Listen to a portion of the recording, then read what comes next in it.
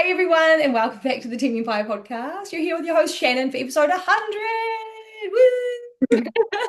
And I had to get my girl on because we were just chatting before we jumped on that she's been on 5% of my episodes now.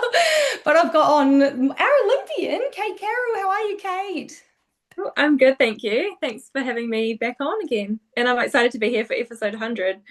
So much to chat about. Oh my goodness. I was like, where do I start? Like, should we go back to the beginning? I think we probably will just go back to the beginning. I was going to ask you like how you are now and like what's going on and stuff, but I think we'll just do it all chronologically and that way we'll get the whole story. But before we get into your whole journey, babe, what a year. Crazy, crazy year. It's just another one, another piece of the icing on the cake. But can we just chat about maybe the New Zealand season, just like a quick just overview, because you got to watch a lot of it. You're away for part of it. You're another year of you being a posing coach and all of that kind of stuff too, and a spectator, and your husband was competing. So can we just do a little NZIFBB? What did you think of the year? And like, did you have fun watching and all of that kind of stuff to start it off? Yeah, it was an awesome season. Obviously went to a few of the shows, obviously missed out on some of the shows while we were in America, but yeah, everyone looked good. There was some good pro card wins. There was a couple of calls that I thought could have gone a different way. But yeah, it was a good season. It's so fun and cool to see your hubby back up there again, battling it out. Like maybe not the outcome we wanted, but it was so good to see, eh? It was awesome. Yeah, it was just crazy to see the physique last time and then the changes that he made and then to see him on stage this time around was it was just night and day difference. So man, I get nervous to watch him on stage. My heart is racing and like I don't get nervous myself on stage, but I get nervous watching him. Oh, And I think I lost my voice screaming. So apologies if anyone had to hear that. no, we're all about it. Everyone was like all so stoked to see Frank up there again because you and I talk about this all the time. But taking that full year off season is such an important thing, and you convinced me to do. He didn't even convince me; you just kind of told me that that was what you did, and that was a good idea. And so I did that. And I felt like that really worked for me. And it's kind of what Frank did as well. Like he took that year off, didn't he? So and he just looked after his clients and went away with you. I think that worked for him. Hey, that really looked like he really just blew him up. Absolutely. And I think that's the important thing. It's like if you have a decent amount of improvements to make, go away, take a year to make those improvements because competing back to back, you're not going to have the time to do that. Obviously, like with me, it's a little bit different. And I guess some people wonder, how do I compete back to back every year kind of thing. But I guess I'm at the stage now where the changes that I need to make and the improvements that I need to make are very slight. So I'm able to do that in like a shorter time frame. But man, at the start of my bodybuilding journey, after turning pro, I took a 2 year off season. And then I competed and then I took another whole year. So you really do need that time off to make the improvements. And you're going to have to take that time off at some stage, whether you get the pro card first and then you take time off, or whether you take time off and then get the pro card, or whatever your goal may be. It's going to involve some time off at some stage. So yeah, I think that's probably something to think about for a lot of the athletes in New Zealand, moving forward into next year. And maybe they need to think about taking some extra time off to make those necessary improvements. Yeah, it's hard, but the Carols have done it, and I did it, and a bunch of people have done it, and you really see the difference. So just something to think about now that we're at the end of our season. Can't believe it's already come around, but just before everyone moves into the next one, and it goes fast. Promise you, all goes so quick. By the end of the next season, you're like, oh my God, I'm next, and then you're up. So, but yeah, such a good season for us. We've already done a wrap up. Well, I've done a wrap up with Frank. So if anyone wants to just go listen to that, they're more than welcome to. And we're going to go back to the beginning, Kate, because we have to start from the start. There's been a lot happening, and you started your pro tour in July this year. So Mm. thinking back that long ago, it's already like 5+ months. So maybe can we talk about going into that pro tour? What were your thoughts and your feelings and like maybe expectations on yourself and any pressures you had because you've done this before last year, you went to the Olympia, you did the job. So going into it this year, was there like, oh shit, I better get that qual again? Like, what were your thoughts? Tell us about that first. Yeah, for sure. Um, yeah, obviously having made it once already, the I will call it a fear. The fear that I had and the expectation that I had on myself to make it again this year was huge. So I yeah, it was a fear. Like a what if I don't make it again? Like was it once and that was it? can I do it again? And it wasn't so much a needing to like prove anything to anybody at all, anybody else, but it was more like, I know that I've done it once. Can I do it again? And so, yeah, I guess I went in with that expectation on myself that I would qualify again. And I did have that little voice in the back of my head going, what if you don't? What if you don't? What if you don't? But man, you just got to shut that out. And I think the improvements that I was able to make in my off season, like since the Olympia 2024 Olympia, were massive. Like, and when you get into prep, and I started to see those changes becoming evident, you know, as you start to lean out, you realize, okay, I have like my glutes have grown actually quite a lot. Yeah, I was really happy with the changes that we made. So I went into that season just feeling good and knowing that I would be improving on my last packages. So, but there was that pressure for sure. Just like, oh God, what if it doesn't happen, you know? And like, well, for Jasmine, it didn't, and my heart was breaking. I still feel bad. Like, you know, I was like nearly in tears. So it's just like one of those pressures that you have, like, am I going to do it? And it's like, you know, and hopefully I'll get to talk to Jasmine about that side of things as well. But just like so cool that you did it, and it was such a weird, such a weird tour in terms of placings and stuff. So we're going to get into all of that. That had me like honestly, because of the live streams and stuff, and everyone knows I do the streams. I'm like trying to keep my shit together while I'm trying to live stream. But it was crazy. So can we just go back to the first one? Okay, so 12th of July, Republic of Texas, first show on the list. Why did you choose this show? Like, I don't think you'd done this Texas show before. There's lots of Texas shows, everyone. So even though you see a Texas Pro show, it's probably different than the next one. So what were your thoughts about doing this show? Like, why did you choose this one? And we'll chat about your placing as well, which was 15th, which blew everybody's bloody socks off and didn't seem, you know, comprehensible. But tell us about that as well. Like, what made you do that show? And then what were maybe just your feelings about the show? We'll get into that too. Yeah, so I mean, if anybody doesn't know, then now you know. Frank and I love Texas. We spend a lot of time there. So, of course, we were going to do a show in Texas. And then obviously being from New Zealand, you know, we've got a longer way to travel. It's not like we can just do all these random shows all the time. It's not super easy. So we generally try to line up shows that are back to back. So yeah, we just decided to start with the Republic of Texas. I knew that I was going in improved since the Olympia. I'd obviously worked on my Olympia feedback, which was bigger glutes and don't come as lean.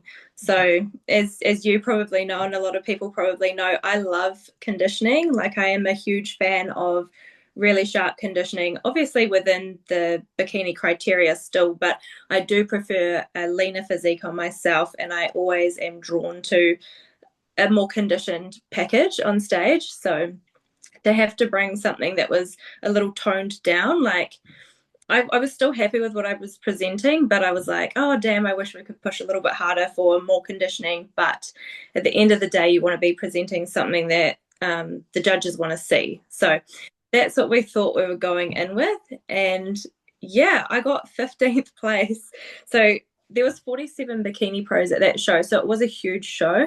But yeah, like initial thoughts were like, my mind was blown, like what is going on? And I remember coming off stage, and I looked at Frank, I was like, what just happened? And he was like, I'm so sorry. And I was like, no, there's nothing to be sorry about it. It just, like, it is what it is. And so we got the feedback from the head judge. And to be honest, it was really confusing feedback. So he kept kind of saying, you're perfect.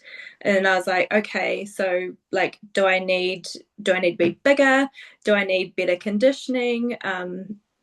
You know, like, give me some real feedback, something to go off here.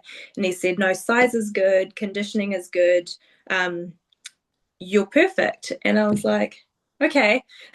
So how does that like correlate with the placing?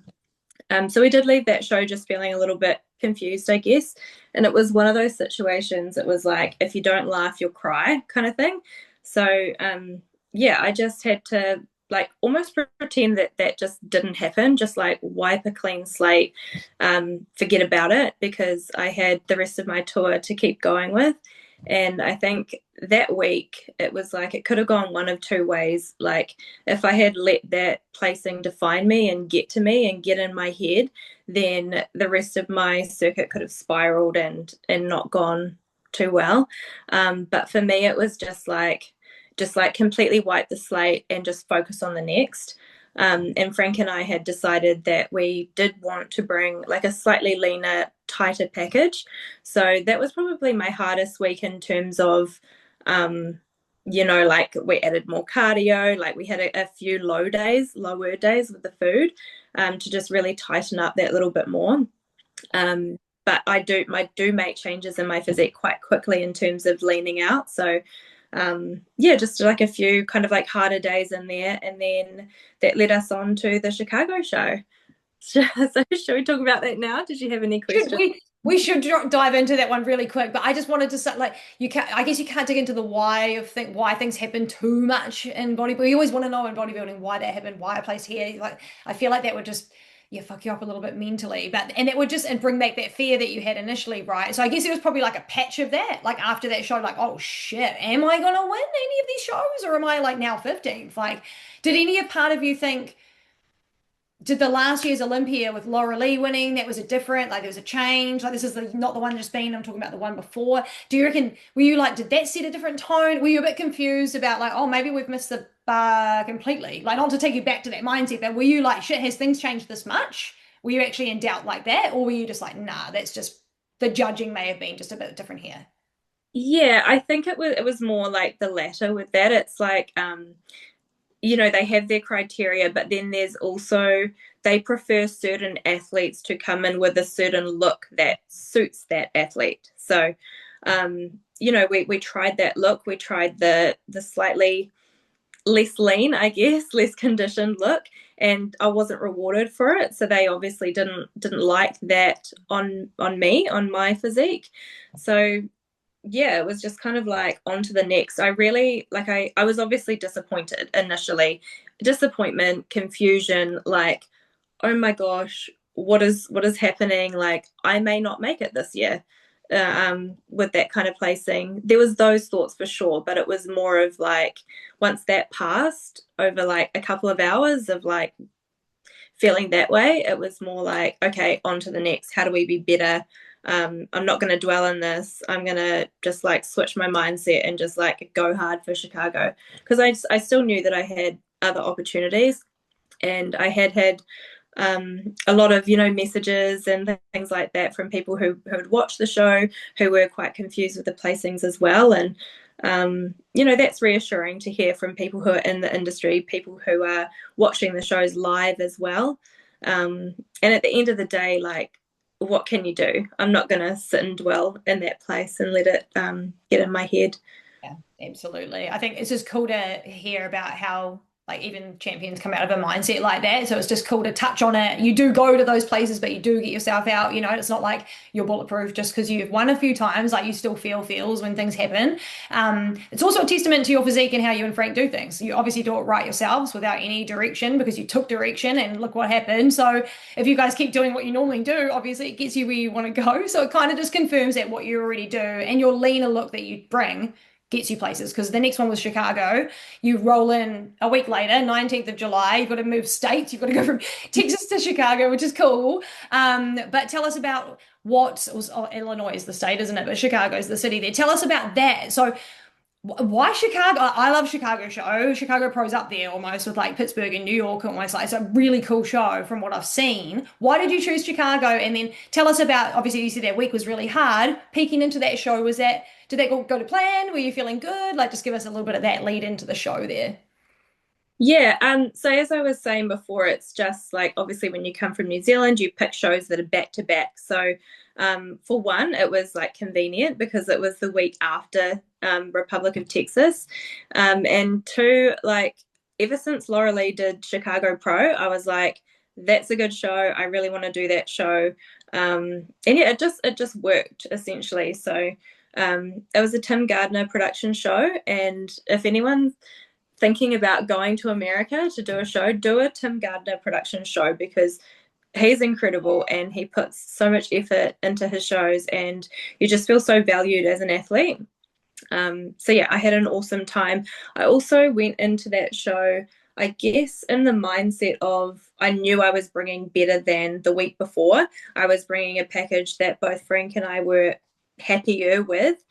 And I also felt like I had, it was a weird feeling, like no pressure essentially, because I had placed so terribly the week before. Like it can only get better, you know? So no pressure in that sense. I I believed I could win. Like I knew that I was capable of it. So I think going in with no pressure, but like believing that I could do it was a really good place to be. Um, and yeah, I really loved that show. Obviously, I won, so that was great. I'll bring up routine while you're chatting about it. Sorry, babe. I'm just going to bring up your. This is you doing comparison. Can you see my screen or no? No, you can't. Hold on a second. I will just share my screen. Okay, cool. I've only done it one time, guys. Just let me roll. But can we can all see this right now, right? This is Kate in the top four. Yeah. So yeah, talk us through it, babe. You can talk from here as well, because like I mean, you can jump straight into the show if you want to talk about the show or any kind of thing about it. Just yeah, let us know how it was, how it felt. Look at that. It's so cool. Gosh, the lighting's really good, eh? It's so good. And this Cool is the other screen. Tim Gardner thing. The live streams are fucking perfect. So yeah. But yeah, tell us all about it. Also, I loved the show. Yeah, so obviously, like when I got that first call out, I was like, boom, here we go. This is where I'm meant to be. This is what I'm meant to be doing. And it just felt awesome. Um, and then, like, to be kind of like holding that center, I was like, okay, like this is looking really good. And then when you come off stage, and then obviously you and like a lot of the people watching were sending me video footage and photos and stuff like that from the live stream, and I saw myself and I just thought, wow, like I was really, really happy with my physique. So yeah, it was a good feeling. It was like, okay, I'm here doing what I'm meant to be doing, and I'm in the mix again. Like here we go, you know.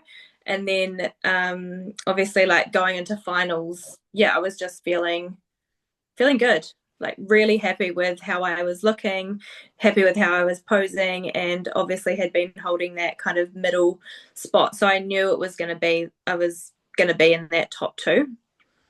And were you kind of like maybe just happy either way? Were you almost like, oh, I don't care where I land, this is where I need to be, and I've got another show anyway, so like this is just going to be where I can work from. It's a better place anyway, than 15th, so you'll take Yeah, it. I mean, we always want to win. So I wanted to win, like for sure. I was hungry for that first place. But something about that show that was really cool was I was getting to know Savannah, who came second in the red bikini there. She went on after me for our routines, and so we were just chatting, and she's a really cool chick, and she told me that she's a nurse as well, which is also really cool. But she was telling me how this was her last, probably going to be her last show for the season. So of course, like when it was down to her and I for that final, you know, top two, and I got called for first, it was like, you know, my heart just went out to her, because I knew like, you know, I've done it. Of course, I'm ecstatic with that result, but my heart really felt for her in that moment, because I knew that was her last chance to qualify. So yeah, it was bittersweet, and she's such a sweet girl, and she didn't end up qualifying because she didn't decide to do any more shows. I think she went to the Olympia, might have been 2023 or 2024. Sorry, she actually won the Chicago Pro in 2024. So she went back to defend her title. Yeah. I wanted to touch on because these the top four, all of you ladies kind of know each other now-ish a little bit. You've all competed a bunch together. So we'll just go through the placings. Obviously, first was Kate Carroll, second was Savannah, who we were just chatting about. Three was is Marie Eve, and a lot of you guys will recognize her. And Savannah Watchman, a lot of people will recognize her. And then Jess Nicole Dolius got fifth. But Savannah and Marie Eve, I think you've competed with them a bunch, hey? And I follow both of them and they're just lovely. And then both of them, I think, went on to win other shows as well. So, like, do you have any camaraderie with them? Like, tell us about the girls. Was that really cool to be up there with them again? You've competed a bunch, you know? Yeah, for sure. I think that was one of the coolest things about going back and doing it again this year was I recognized a few of the girls. I come out of my shell a little bit more. I spoke to them more. And then, of course, when you're competing with them back to back, weekend after weekend, you get to know them. You see them every weekend, and it's quite cool. So, yeah, I have good friendship with both Savannahs. So Savannah in the red and Savannah in the purple, and then Marie Eve as well. They're all really, really cool chicks. And something else that I kind of found out about them this year that I thought was awesome is all of us work like full-time jobs. So Marie Eve, she's a paramedic. How cool is that? Obviously Savannah in the red bikini, she's a nurse, and then Savannah Watchman in the purple, she's a teacher. So that was just something really cool to find out that, we're all pro bikini right at the top there, and we're all also working full-time jobs, to afford this lifestyle and kind of make it happen. Yeah. Well, so I thought that was really cool. And then I think so Marie Eve, she went on to win Tampa, which was the weekend after Chicago. So she took that one out. So that was really cool to see. And then Savannah Watchman in the purple, I can't remember exactly which show she won, but it was a few weeks after as well. So it was just a really cool feeling to have obviously competed with them, and then to see them get their wins later on, and then to be up there at the Olympia with them as well. It was very cool. So cool. And like even if it was points, like all the girls probably still would have made it, and like if Savannah would have made it too, even though she got second. But she competed a bunch before the Chicago Pro. I mean, we've seen her compete in a bunch of shows, and so she'd finished up a big like sort of journey for herself, and the other ladies made it. So it just shows that some make it, some don't. But if you keep going, it's more likely to happen, I guess. Yeah. So tell us about the win. Were you happy with the win? And like obviously you were happy with the win, but like just that's two different feelings from one weekend to the next. It's almost like bipolar. It's a bit like, how do I process this? And like, what were your feels after that? Like you had three more shows planned, two more shows, three more shows planned. So like, what were your thoughts after that? Yeah, just going back to what you were just saying before when you said, about like some girls qualify and some girls don't. It's like there are so many girls who are worthy of being at the Olympia who don't qualify. So I think that's just something important to kind of note as well. Like if you're consistently placing in that top 5 at all of these shows, there's still a chance that you're not gonna qualify. So I think a lot of Olympia worthy athletes that didn't qualify as well. And then what was your question? Oh yeah, going from 15th to first. Yeah, it was just super reassuring, basically. Just to know like, okay, I am meant to be here doing this, and it was just reassuring. Yeah, I guess the best way to describe it. Totally, I can imagine, and just like really, really happy, and I bet Frank was super happy about it too, and just like makes you realize you were on the right track and just tried something different at the first show, didn't work, moved to the next, and it worked. Yeah. And so what were your thoughts on the other shows? Because I was getting messages like, oh, is Kate gonna finish her seat? Like I think people think that I'm your PA at this point. I probably should be, but like, I know all the details. But what were your thoughts on at the other shows? Because obviously I was like, I think she'll continue, but then the Olympia was only like maybe 10 weeks away at that point or something like that. So were you like, oh, I'm just going to keep doing them all? Or were you like, see as we go? Like, what was the plan after that? Yeah. Well, yeah, I mean, we'd planned our whole trip, so I was going to continue, and I also love to compete, so I wanted to, live out the full experience and keep getting back on stage. And the other reason is like, you keep gathering that feedback, right? And you keep showing up in front of different judges, getting your feedback, and they see that you're showing up every week, that you're improving on your package, and that gets recognized. So, and I also knew that at the Tampa show, Tyler would be head judge. So I thought I need to get back in front of him. And so that was kind of like the driving force with continuing to compete. And so, after the Chicago show, I got my feedback from that show, which was just a little bit more size all over. So the head judge there basically said, love your look, love your balance, your symmetry, just everything about you. We just want a little bit more. And I said, okay, so like more shoulders, more glutes, like whereabouts do you want that size? And he was just like, general kind of everywhere. And he said 3 to 4 pounds, which is 1.3 to 1.8 kilos. So when you think about that, it kind of sounds like a lot, but then you think about that spread out over like my whole body, because previously my feedback had been just small glutes, like leave the shoulders alone, just small glutes. So you think about, that kind of weight spread out over your entire body. I think, or I know that I'll be able to put that size on pretty easily, especially now that I'm not having to hold back on my upper body training like I previously had been. And you can make that happen pretty quick because your body will be like, I'm keen to train because you've left us alone up the top for so long. So it'll be Yeah, keen to just put the muscle on. yeah, Um, fun. we'll move into Tampa, or maybe the week into Tampa because that was the next show, which was just the next weekend, wasn't it? Weekend after weekend, well, I'm pretty sure.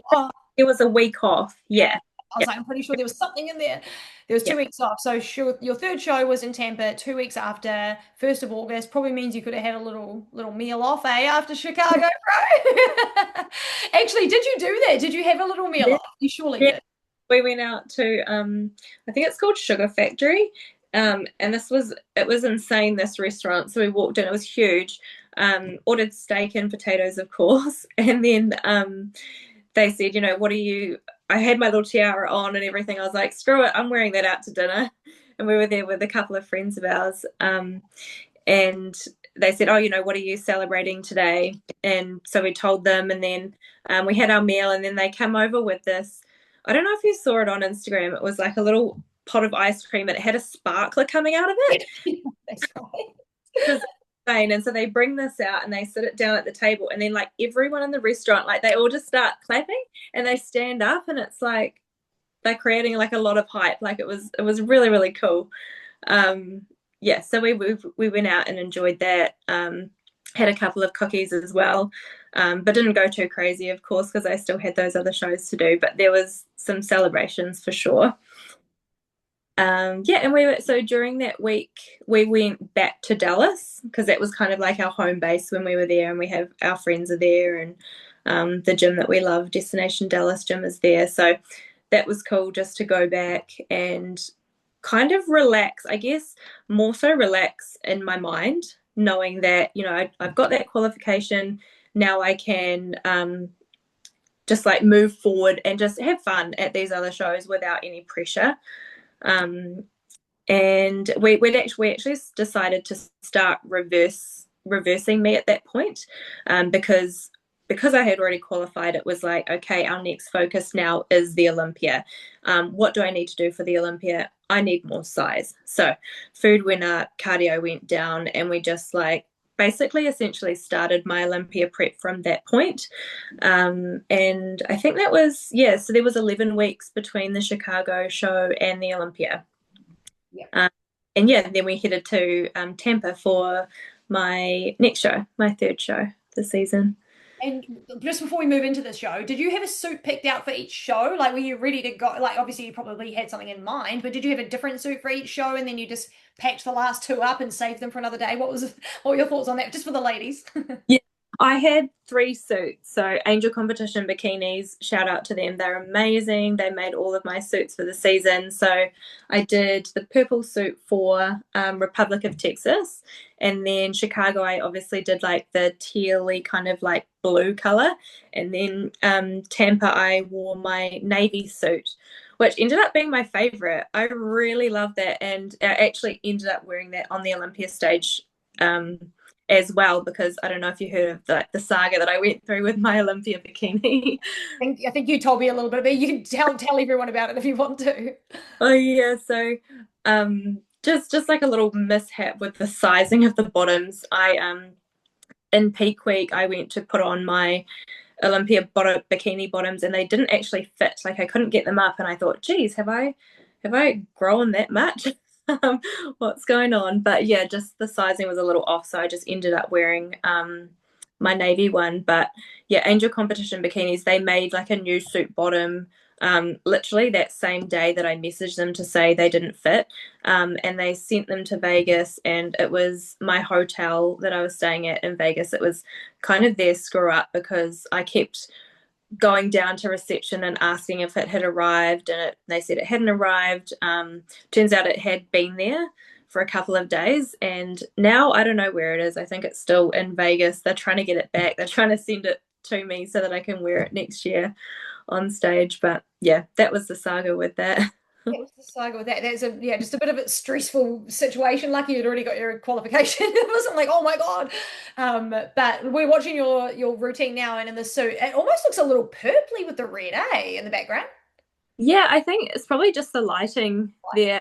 That's the other thing, like different bikinis can look different on stage as well, depending on the lighting and the backdrop and stuff like that. Because the suit was navy, it had sapphire navy, and it did have like a deep violet stone on it as well. So I guess there was like a little bit of purple in there, but it definitely appears more purple in the video I'm watching now than it actually is. Yeah, and like right now it looks bluer because I guess everyone else is next to you, so it just Yeah. it's hard to tell. But it's such a beautiful suit, and so this was the first. I think this was pre-judging. I'm pretty sure first call out. Yeah, I'm pretty sure the other one we were watching was finals at Chicago Pro, but I think this is the pre-judging. It's all chopped up, so I just found what I could find. But what did you think about this battle here? Because obviously you've got Olympians in this lineup. You've got oh shit, I forgot her name now. Romania next to you. Yeah. Her name? Yeah. And then you've got Taylor in the middle. Taylor's, to me, she looks massive. I don't know what, like, in a good way. I love density on bikini chicks, but I just feel like she looks huge. But maybe it's just like the situation here. And then you've got Marie Eve. You've got heaps of people in this lineup. What was this like for you? This is a different show completely again, except for Marie Eve. Yeah. Taylor's built, like she's got some muscle on her. All of these girls do. Um, so yeah, I mean, I definitely look small in this lineup.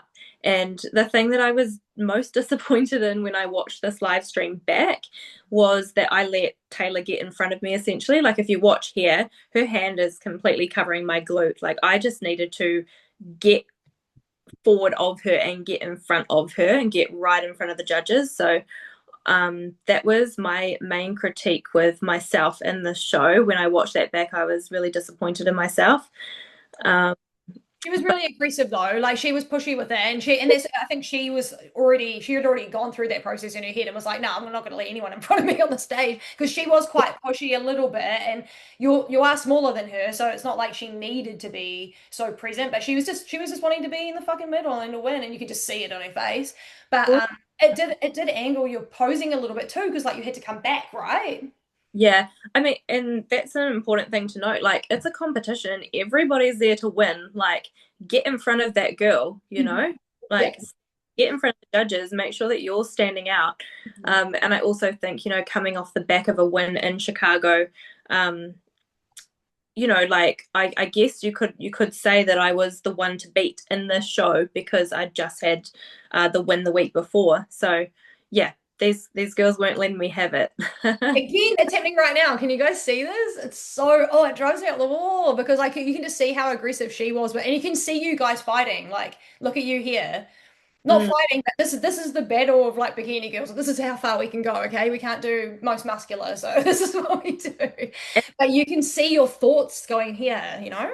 Yeah, if you have a look at my feet right now, see how I'm back further off the line? Like I did that to myself. Yes, I let I needed to be stepping forward, especially being a smaller competitor. Like, look how big these girls look compared to me. I look tiny compared to them. So I just needed to get in front of her, and that was a hard lesson that I learned.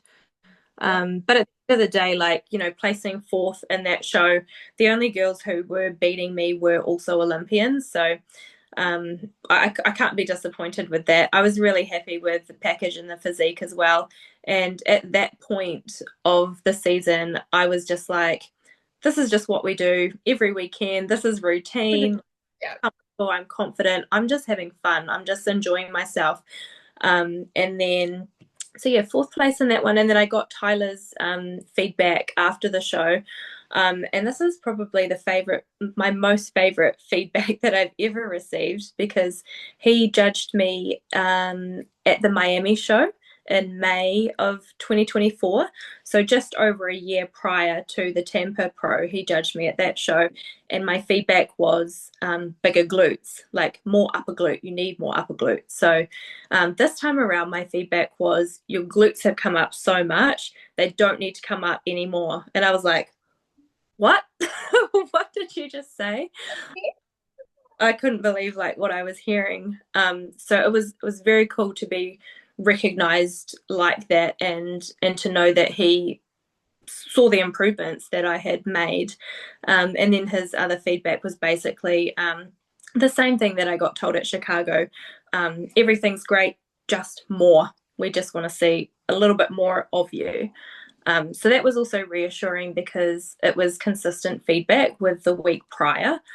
Yep. And And you can stay confident that Tyler remembers you and your physique, and he has given you props on it, and you know that's the right direction. It's not just some rogue feedback from someone like do this, and you're like, what? You're like, no, no, no. This is Tyler. Like everyone knows that that's, if you don't take it from anyone, it's Tyler or Steve or one of the big dogs, and then it's trustworthy feedback. So like, I mean, this was great, babe. So Tampa, awesome, fourth place. All three of those girls, I was just gonna say, all got their qualifications for Olympia. I think Taylor yeah, won one, I'm sure, and then Marie Eve obviously got hers.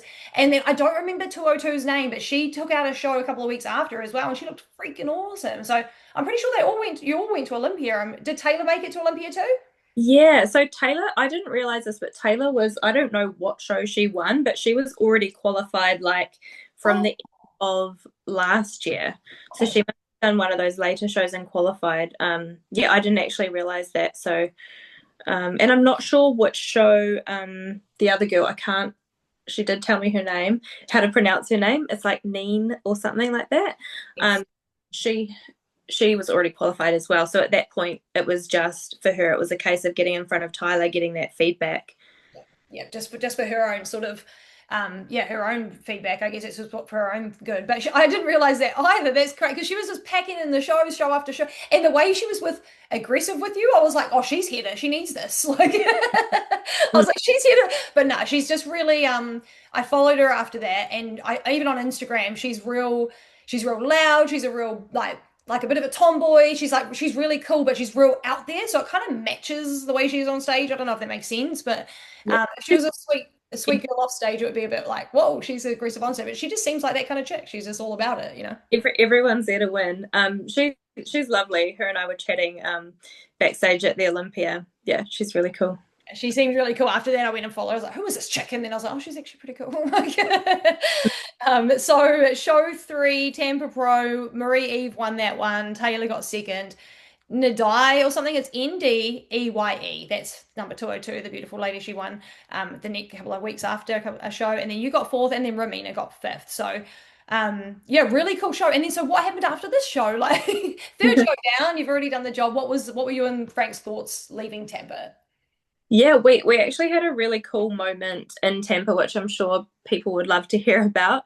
So after prejudging, Frank and I were just walking through the foyer of the hotel, and Derek Lunsford was walking towards us, and he was looking at me, and I was like looking at him and like smiling and like, hey, Derek.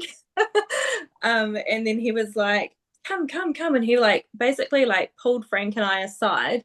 And I won't go into detail about exactly what he said, but essentially the gist of it was like, hey, you look great. You've got a really good look for bikini. And then, which was so cool to hear from him, because I did actually see him like in the front row, right beside or behind the judges when I was on stage. So that was cool.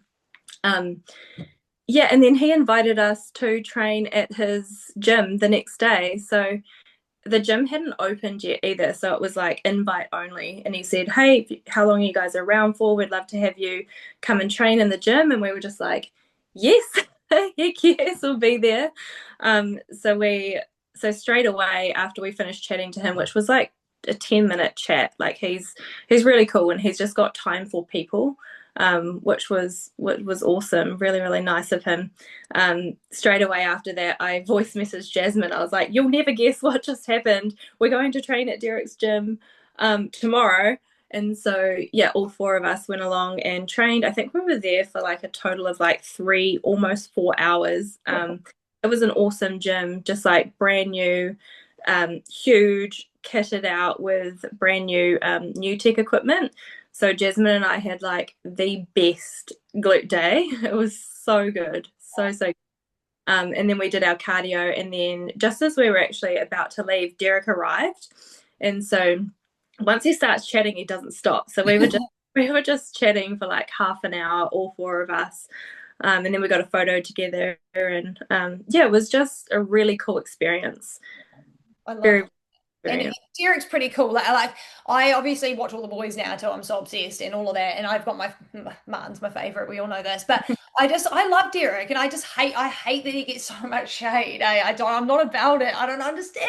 And I get he's a bit like maybe a bit corny sometimes, and like, I get that he's a little bit like and he's really into his faith and stuff. But there's nothing lame about. I don't get the hate. And I love his physique as well. I think he dominates too. He backs it up with like his back double biceps. Like you just can't like he wins for a reason, like let the guy have a break. But apparently he's been getting to him a little bit. I watch his YouTube and he goes quite into his mindset and stuff, which is quite cool again. Like, but what are your thoughts on Derek? And did you watch the male? Did you watch any of the guys or any of the other divisions at Olympia this year when you went?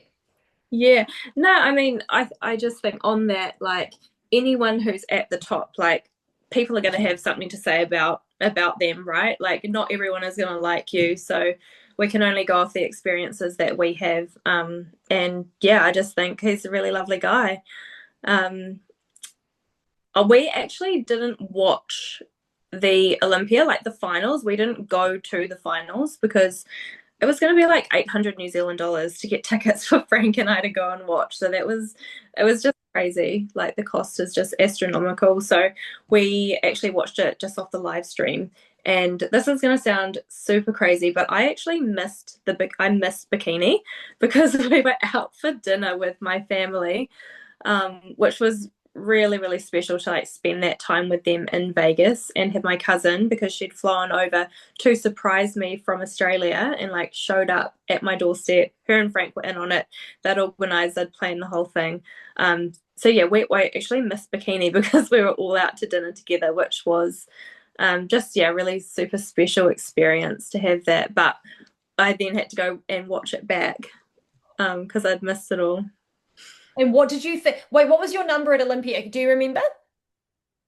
Oh gosh, I want to say it was like 11 or 8 at It, least. it was a low number, wasn't it? I'm trying to Yeah, find a routine while we chat at the same time because I've got Bikini Olympia up here. But what were your thoughts on Olympia? Because obviously, like, take yourself out of it. The top placings, I'm watching Maureen right now. I'll share the screen because we can watch her together.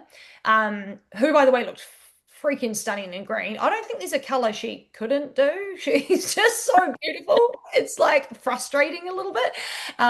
But yeah, she's just so stunning. And here, can you see her now? Is the screen yeah, up? Okay, yeah. cool. Yeah.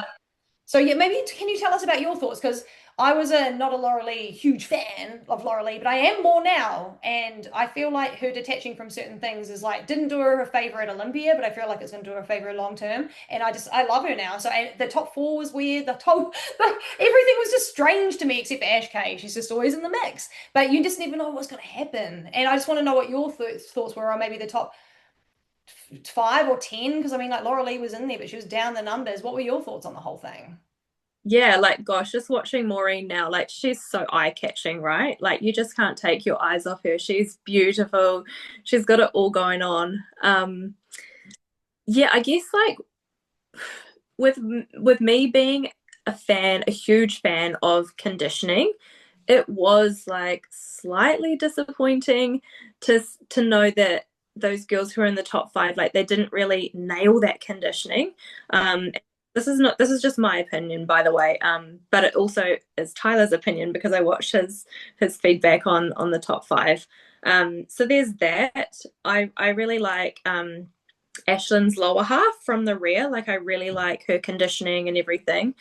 I've always liked Jazzy. I did actually prefer her package last year because it's more conditioned and I Yes. it's just my personal preference. It's just what I love. Of course Ash K was going to be in there. And Amy of course as well. Yeah. It might be the next I, routine. I think they all looked good, but I would have liked to see like a little bit more conditioning, but just my personal preference. There she is, everyone. Oh, good. Okay, now she looks blue. There's no purple in that. Um, Yeah. Beautiful package though, babe. Were you happy with what you brought and everything? Like, I mean, you look absolutely stunning. It was the best package to me. I was like, oh, she has grown. Like, damn. But what were you thinking? Were you happy? Thank you. Yeah, I was blown away like with what I presented. I was really happy. I love how we've just skipped forward to the Olympia. Maybe we can go back. Sorry, we'll come back. Yeah, I mean, obviously, like initially not being in the first call out, not being in the second call out, not being in the third, and then like they just kept calling all the girls, and I was still standing on the side. I was like, no. So there was that kind of initial disappointment, I guess, like on the placing. But as soon as I walked off stage and I watched the videos back and I saw my physique, I was stoked. Like I was so happy with what I presented. And yeah, I could see like every rep I had done, everything I had put into that, I could just see that it had paid off.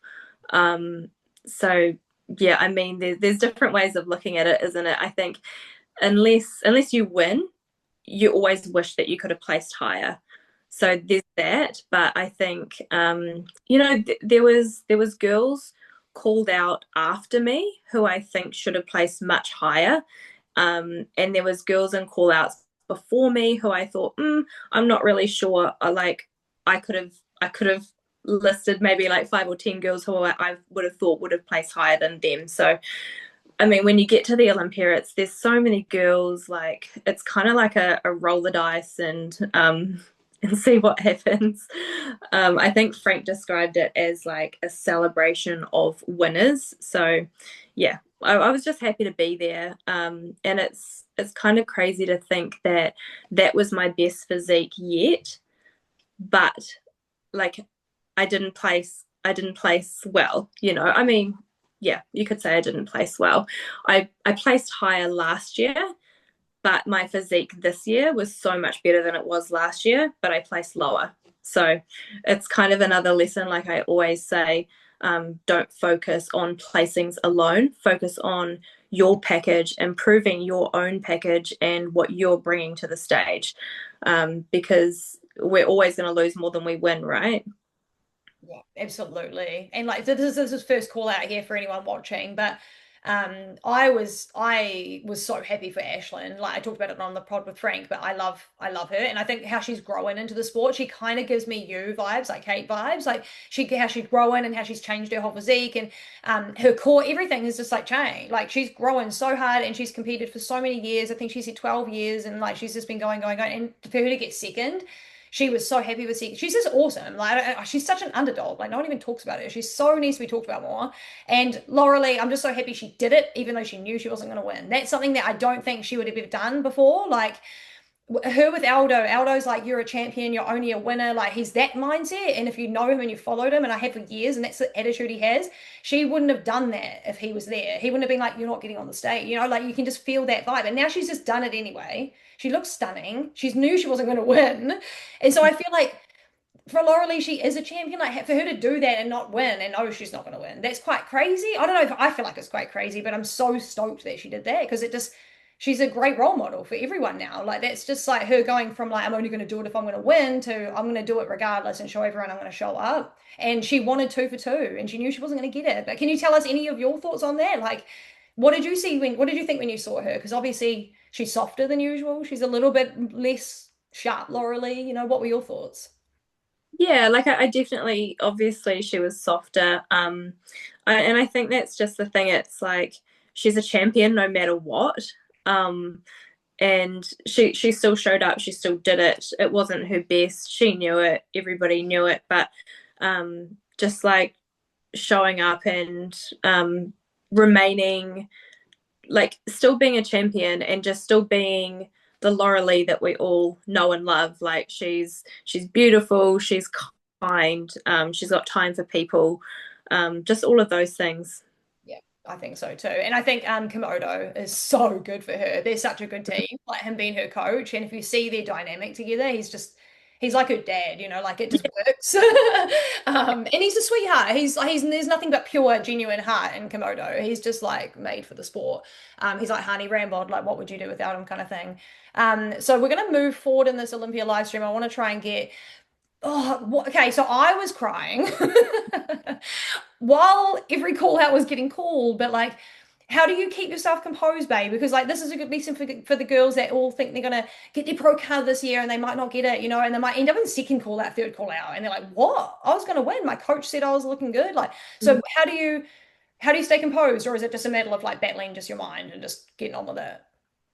Yeah, I think it comes down to it's such a privilege to be there at the Olympia and to just even make it, to even just like stand on that stage. It's a total privilege. Like I was so proud to be there. So I'm never going to let any kind of disappointment that I'm feeling in that moment show on stage, because I don't want like anybody to like watch it back and go, oh my gosh, look at that girl, like she's just not having a good time. Like I want to be an ambassador for the sport, like a good ambassador for the sport. And I'm proud to be there. So although I was disappointed in not being in those higher call outs, like shit, I'm still standing on the Olympia stage, and I'm in a position where so many people aim to be, have that goal of achieving what I have. So yeah, I guess it's all in the perspective and how you think about it.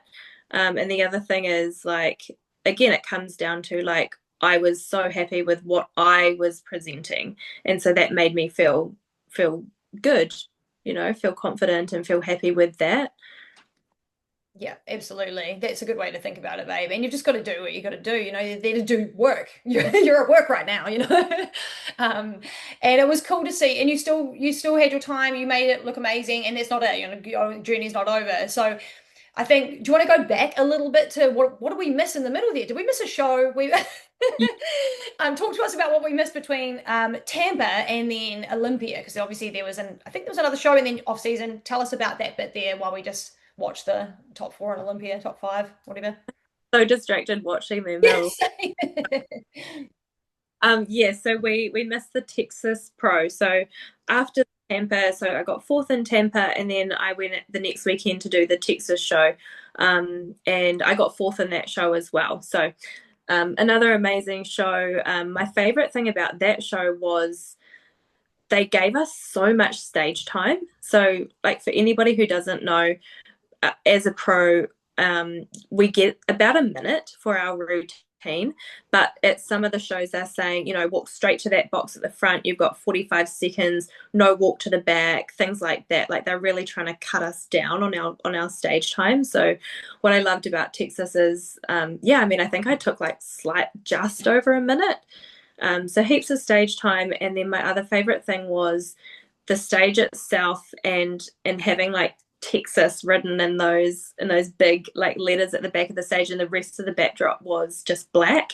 And we walked out through the center, and I just felt like, honestly, I felt like such a boss, just walking straight down the stage, like I was like a model on a catwalk, I guess, like just boom, walking straight out and straight to that box at the front. Just made me feel like a boss. I just loved it. I loved it. And when I watched back, my posing routine, I felt so good.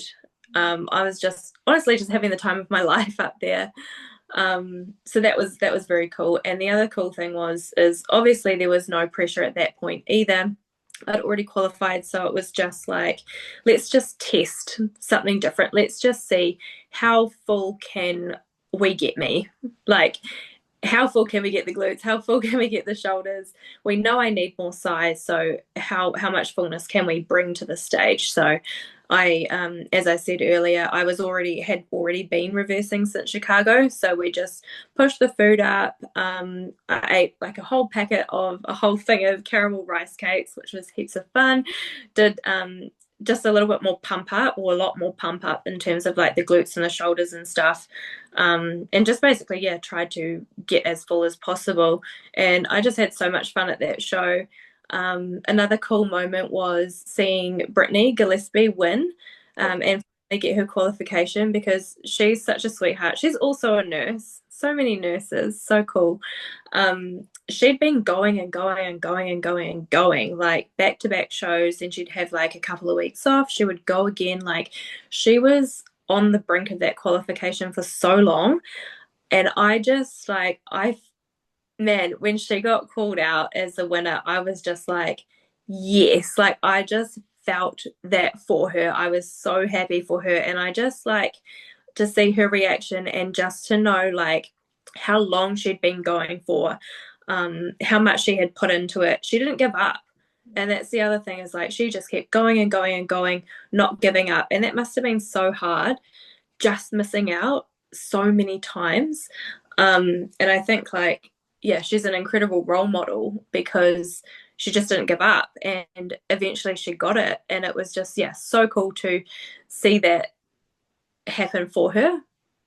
And did you see her at Olympia? Did you guys like, did you have a moment of like, hi, oh, you made it? Yeah, I saw her at Olympia. Yeah, I feel like everyone at Olympia, like everyone was quite quiet and kind of stuck to themselves a little bit. So yeah, there was a little bit of that. And also because there were so many of us and like you don't really, I don't know, we're all kind of like in separate areas and stuff. But yeah, I did see her there and said hi to her.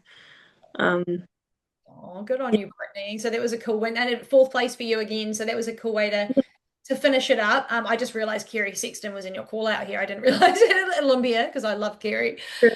She's such a boss too, so much density. But jumping back, I wanted to know, what did I want to know? Oh yeah, what were your plans after the next Texas show, the one that you just did? Like at the end there, the fourth show, were you like, oh, do I do another one? Do we just finish up here? Was there any umming and ahhing, or were you like, no, we pretty much done here. We should just carry on and go into Olympia full tit now? Yeah, so I did those 4 shows and then I had planned for a 5th show. I was going to be doing the Atlanta show. Um, and to be honest, like the only reason I like kept going and then like wanted to do Texas was because I just really we love Texas and I really wanted to do the Texas Pro. Like it's a big show, and it has that kind of reputation behind it, I guess. So I was like, no, I want to do that. I'm going to keep going. I'm going to do that. And then it kind of got to the point where it was like, okay, my skin's had enough from all this tan. I've got 1 show to go, but realistically, I need more size before the Olympia. I've got 9 weeks, to do it. It's smart for me at this point just to call it, the end of the season and just start my Olympia prep. So yeah, that was kind of the deciding factor for not doing Atlanta. Obviously we had like still booked everything. Jasmine was doing Atlanta, so we wanted to go and support her. So we did that and that was cool. But honestly, by that point, like we had a total of 7 weeks in the States and I was ready to come home, and just like get back into routine and just like really dive into that Olympia prep, like just be in my own space and just like focus on that. Because the area that we stayed in Atlanta, it was a little bit rough. And we were kind of far like from the gym and stuff like that. There were those kind of factors. And I'd finished my season. So I was just like ready to just like get back to my own space, get back to the dogs, get back to work and kind of, start that next stage, I guess. Yeah, absolutely. And it's not that long before you're going back to the States. Like it's not like you're missing much because you'll be back there like really soon to Vegas.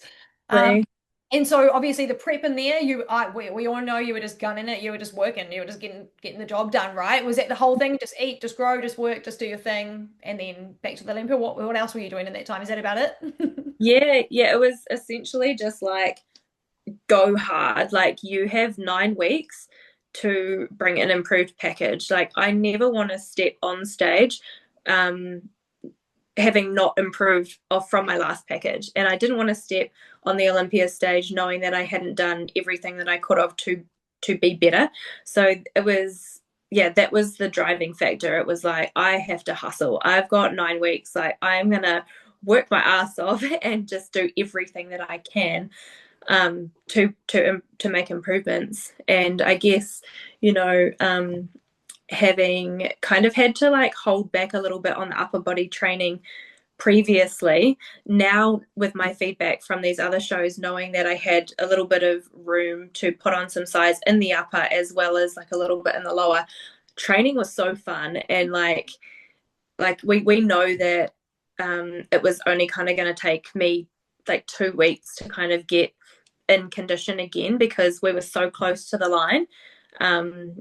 Like we didn't reverse, we didn't go into an off season, but we were in a surplus, we were reversing, calories were up and stuff. So my training was good. It was, I was feeling strong, I was feeling motivated, everything was awesome. But we stayed close to the line, so there wasn't like a whole lot of body fat that I put on during that time.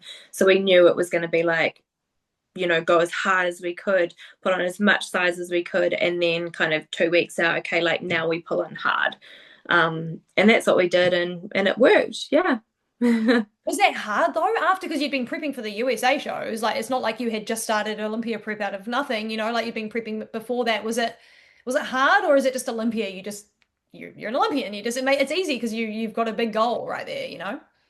Yeah, I guess like I mean, and you would know how it is as well. It's like this is our lifestyle. This is normal for us. And at this point, like doing these back-to-back shows, that was just routine. That was normal for us. So, yeah. And I mean, I was having more food. My cardio was halved.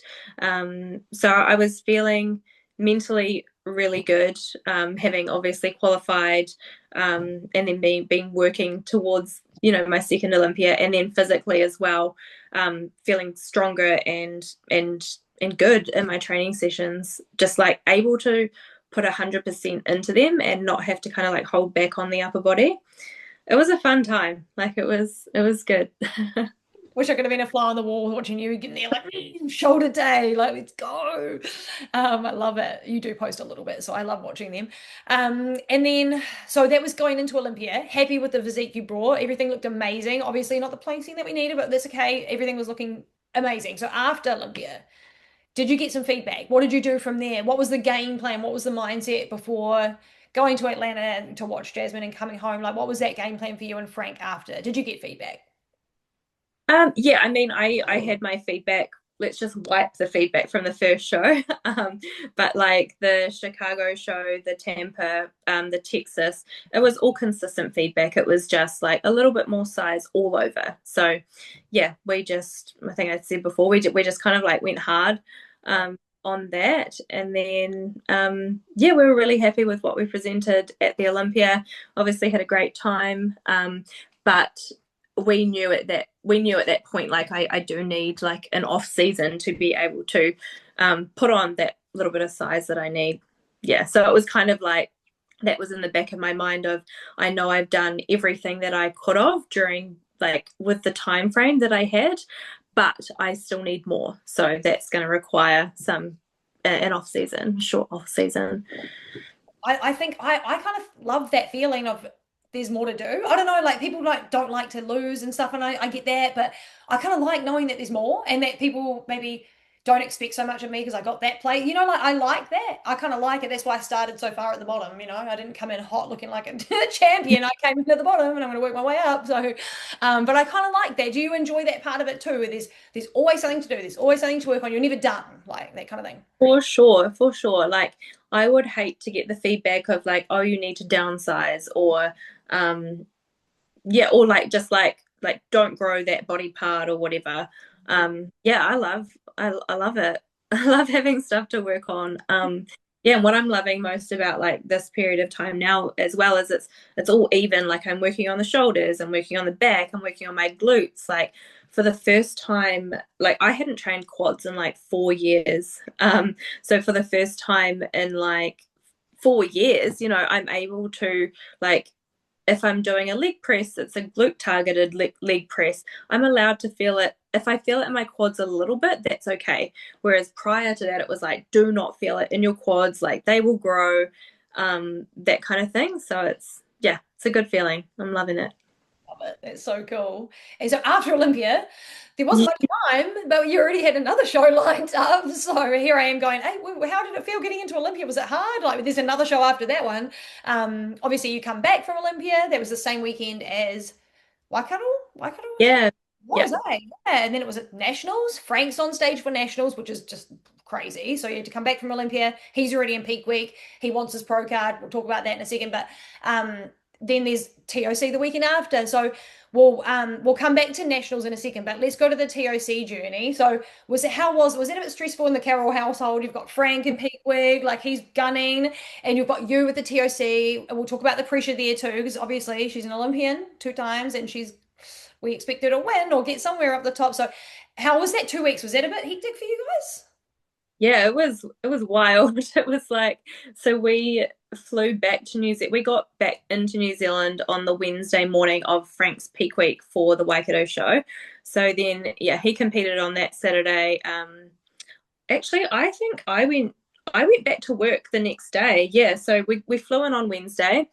I had a couple of posing clients that day who were in their peak week. And then I went back to work on Thursday. Frank competed on the Saturday, and then suddenly he was in peak week for nationals. It was just go, go, go. And then it was, of course, me for Tournament of Champs. So, yeah, no time to relax, no time to unpack. Just it was hectic. It was great. Like, don't get me wrong, like we love this. We love bodybuilding, but it was a lot for sure. Oh, and I was thinking about you guys. I hope you've like really okay. You're like, all right, we're going into this next 2 weeks and go and just like hold your breath and just hope you come out alive, you know. But it was a cool 2 weeks, and it was like there was a lot going on there. And let's talk about TOC because there's a bit to talk about there too. So we'll touch on that, like the whole I was thinking about you with the pressure thing because I was like, oh no, everyone's going to expect her to win. Like, that's probably just what people think, like, because it's just normal to think that because of where she's been and what she's done. And so let's talk about you and how you felt that pressure because there's going to be like some of the other girls, are like Lily, she's got second. Like, people are going to start feeling this. Like, it's the girls and the boys are out there doing things. And even if you just win locally and then you do the next year, people are going to expect you to win. So, how did you feel about that? Like, how did you handle that pressure? Was that more hard to take the pressure from yourself, or were you taking it from externals as well? Yeah, so I'll start by saying those 3 weeks between the Olympia and the New Zealand Pro Show, that was the hardest time of like this whole year in terms of mindset and the pressure that I was putting on myself.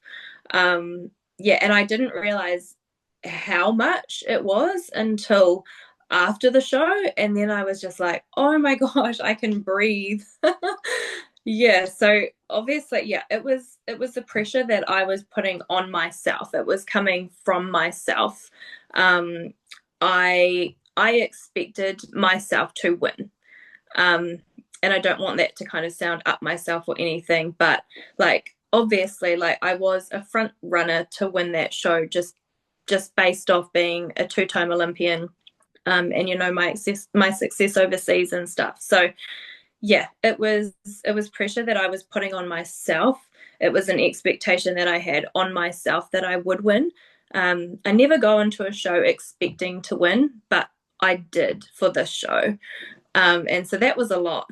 I obviously, like, I believed that I could, but I also expected it of myself. I expected that I would. So there were all the kind of thoughts of, um, I can do this. I know I can do this. Like, I've got this. Like, this is my show to win. But also, like, oh my gosh, what if I don't? Like, what if I don't? And that was a lot. Like, that did get to me. And it hasn't, I've never felt like that before. So there was kind of like, there was a lot of chats with Frank. I was obviously trying to be mindful of like, um, he's in prep, he's going for his pro card. That's really important to him. So like, I kind of like, like I supported him in that. And then after nationals was done, that was like peak week. I know when we went down to Tournament of Champs and we were in Palmy, like I had a moment of like, just like I was mentally tired. I wasn't physically tired. Like I'm used to doing this. Like, of course I'm sore, I'm tired, like whatever, but it was more like the mental aspect to it. Like, it was so much pressure. And I was honestly like, I was ready to have a break. And I know that probably sounds so bad, but I also know that it's important for me to say that because I know that a lot of other athletes feel that way, especially at the end of the season. Like, everyone's just ready for a break. I had to be like mentally so strong for so long. And so, yeah, I was ready to take a breath, ready to take a break. Um, but as soon as the show day came, like I was loving it. I was having a great time. I soaked it all up. I really enjoyed like the entire experience. But up until that point, it was like, yeah, just a lot, just a lot. Yeah. And Frank, he's just so amazing. Like he knows when to put the hard word on me, like to sort my shit out and stop being, reacting the way that I'm reacting, or stop thinking the way that I'm thinking. And he also knows when to have like a word of support of like I think he said to me like, this is your show, Kate. Like everybody is coming to compete with you. Like this is your show for the win, for the taking. And I know that you're going to do it. And so, yeah, that was like the moment that we had the day before the show. Actually, shed a few tears and just kind of, yeah, I guess I was just feeling the pressure. So, but yeah, all in all, really, really enjoyed that show. Had a good time. Yeah, they just went all out. Like, yeah, Shane and Georgia and like, yeah, it was an incredible show. They made us feel so valued as athletes, so welcome. Like we went up into the room. We had our own pro area. We had like little gift bags, little goodie bags there, and just like just everything from start till finish. They made us feel just like queens, honestly. I love that. And no wonder you needed a break, babe. You've been competing since July. Um, most people started prep in July. You're like, so I'm already starting to compete, and I'm going till November. You guys are going to be done 2 weeks before I'm done. So totally fair. I was a little bit nervous. I'll just from my opinion, because of it's like so different, right? Like you're used to competing in the States. And that's where you get judged a lot. That's who sees you the most. This is a New Zealand show. And these guys haven't seen you since you went pro pretty much, or judged you, or even judged bikini pros. And it's like, I don't even know when our last bikini pro show was. But I was like, I wonder how they're going to judge it, because it's not the States. Like you win in the States, like you're up there in the States. They know you here. It's no different. But do our judges see different than what they see over there? Do you know, like it is different every country. You go to Europe, you go to anywhere, it's completely different. Asia, it's all slightly different judging. So I was like, are they going to look at it like, like Tyler would, or Steve would, like, or any of the normal judges would, that we see in the USA shows? But I think me and Frank talked about this, and we both would have maybe moved some placings around, like everybody says, but they got first place, right? Absolutely. And everyone looked outstanding, babe. And it was quite a solid criteria that you went up against. But everyone backs the first place was the first place. And there's not been no arguments about that. I've not heard one. I'm in the loop, and I've heard not an ounce of any complaints. But what were your thoughts on like the caliber that the Kiwis brought? Like there was pro debuts everywhere for the Australians as well. But did you think the girls brought it? Like, what were your thoughts on the girls? Because it was quite cool to see them all coming out. Yeah, absolutely. Like it was a good lineup. Everyone looked really, really good. And for a lot of the girls, like they'd had like a year off or like a couple of years off. I think Emily, like she won her pro card 3 years ago. So it was, yeah, awesome to see everybody get up there and do it. And just like enjoy the whole experience and have a good time up there. Um, So cool. And it what was, about it was good. what was that? Sorry, babe. They brought it, and it was really good to see like the numbers. Like I think there was 12 of us in the end, so I think that's a really good turnout for a pro show in New Zealand. Yeah, absolutely. Hopefully we get another one. Hopefully we get more of them, and hopefully we get more athletes come along and get into it too. Because now this one's like live streamed by TV PLM. Like it's all of this stuff gets out there. It was all over the Bikini Pro Show news and Instagram and everything else. So this was cool. This was really cool that Shane really, and Georgia, like they're just crazy, that family, man, the Hunter family, all over it. Obviously Mo was involved, but this was Shane's show. So this was all for the Hunters. And I did want to ask you, what was the difference between, obviously there's going to be differences, but what was it, did it hold up as a pro show to be like a good standard for our country? Because obviously it's got to be relative. USA's got everything, but did it stack up? Like what was it like as an organizational show, like that sort of side of things? Yeah, absolutely, 100% it did. Totally like on par with the shows in America that I've done. They did such a good job. What I really, really loved was that they were really good with their timing of everything. So they said to us at our pro meeting, they were like, you will be on at 1 p.m. Like, we will stop the show, we'll stop the amateur show, and we will put you on. And I really love that, because obviously, like, you are trying to peak for a specific time of that day, and if you're not on stage for until like a whole hour after you'd planned to be on stage, like, things can change. So it was really, really cool that they just like stuck to that. And they gave us heaps of stage time. Like I knew that I was going to be worked. Like, I knew that it was going to be tough up there, because they weren't just going to like bring us on, have us like hit a couple of poses and then go off stage. Like, we haven't had a bikini pro show in New Zealand for 5 years, right? They're putting on a show. They're trying to show us off, essentially. And kind of like, maybe inspire people in the audience, or they're just trying to put on a show, right? So I knew that we were going to be compared and compared and compared, and given lots of stage time. So, and that definitely happened. And such a funny moment when we were in our back poses at the back of the stage. We'd just done our walk to the back. Jamie Woo was beside me, and she goes, oh, she swears. I shouldn't swear on here, but she goes, I'm so fucking sweaty. I'm so fucking sweaty. It was so funny, because it was really, really hot on stage. And they were making us work like over and over and over with the comparison rounds. So I knew that was coming. So like kind of like a work on for me was, and I tell all of my posing girls this as well, like posing endurance. Like, it was tough up there, and I know that to be honest, like, I know that I didn't do enough between the Olympia and Tournament of Champs. Like, I definitely could have put in more time in my comparison rounds and my like posing endurance. So yeah, that was definitely a work on for me.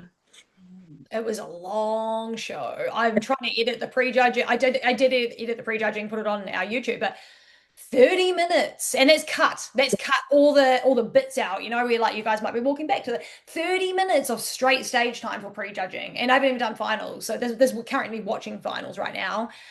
So really long and so good.